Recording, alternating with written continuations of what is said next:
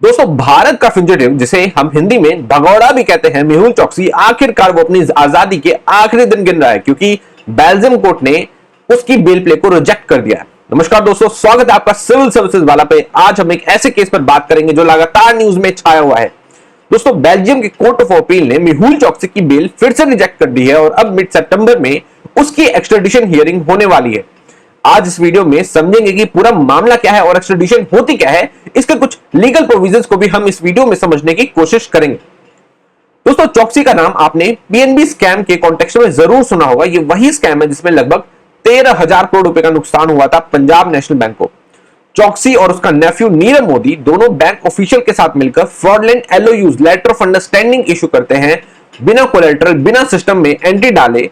PNB के नाम पे अलग अलग फॉरेन बैंक से पैसे उठाते हैं और फिर आखिरी में जब ये सारा मामला खुला तो दोनों मामा भतीजा 2018 में देश छोड़कर भाग गए। 2018 में जब स्कैम सामने आया, चोकसी इंडिया से निकल गया, एंटीगुआ की सिटीजनशिप ली, वहां से डोमिनिका गया और फिर डोमिनिका में एक बार पकड़ा गया, लेकिन वहां से भी बचकर निकल गया। अब अप्रैल 2025 में बेल्जियम में अरेस्ट हुआ है सीबीआई के एक्स्ट्राडिशन रिक्वेस्ट पर। कोर्ट ने अभी बेल इसलिए रिजेक्ट किया है क्योंकि चोकसी के अगेंस्ट एक लंबी हिस्ट्री है जुरिस्डिक्शन से भागने की, और कोर्ट को लगता है कि अगर बेल मिल गई तो दोबारा कहीं यहां से निकल ना ले। हालांकि उसने हाउस अरेस्ट के साथ सर्विलांस का भी ऑफर दिया कि भाई मेरे पे नजर रख लो, मैं कहीं नहीं भागूंगा, लेकिन कोर्ट ने सीधा सीधा मना कर दिया।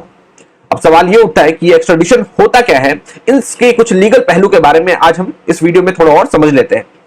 दोस्तों, अगर सिंपल शब्दों में कहूं तो जब एक देश किसी क्रिमिनल को पकड़कर दूसरे देश को वापस भेजता है ताकि उस पर ट्रायल चला सके या सजा दी जा सके, तो उस प्रोसेस को एक्स्ट्राडिशन कहते हैं।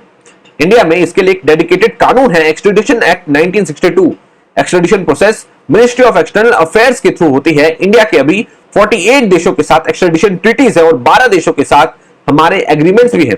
एक्स्ट्राडिशन के कुछ बेसिक प्रिंसिपल्स भी होते हैं, जैसे कि पहला, डुअल क्रिमिनलिटी, मतलब जो क्राइम इंडिया में क्राइम है वो दूसरे देश में भी क्राइम होना चाहिए। दूसरा होता है रूल ऑफ स्पेशलिटी, मतलब जिस केस के लिए एक्स्ट्राडिशन मांगी गई सिर्फ उसी पर ट्रायल चलेगा।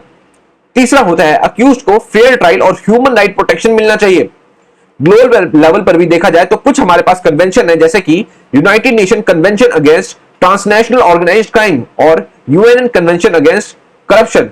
इनका भी यूज इंडिया करती है अपनी एक्स्ट्राडिशन रिक्वेस्ट पर। तो अभी सिचुएशन ये है कि मेहुल चोकसी बेल्जियम में जेल में है, बेल रिजेक्ट हो चुकी है और मिड सितंबर में एक्स्ट्राडिशन हियरिंग होने वाली है।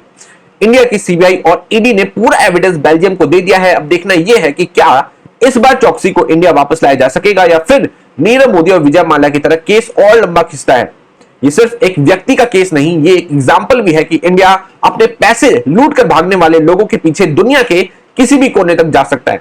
आपको क्या लगता है, चोकसी को इस बार इंडिया वापस लाया जा सकेगा या फिर और भी हमारे मामलों की तरह यह मामला भी लंबा खिंचने वाला है?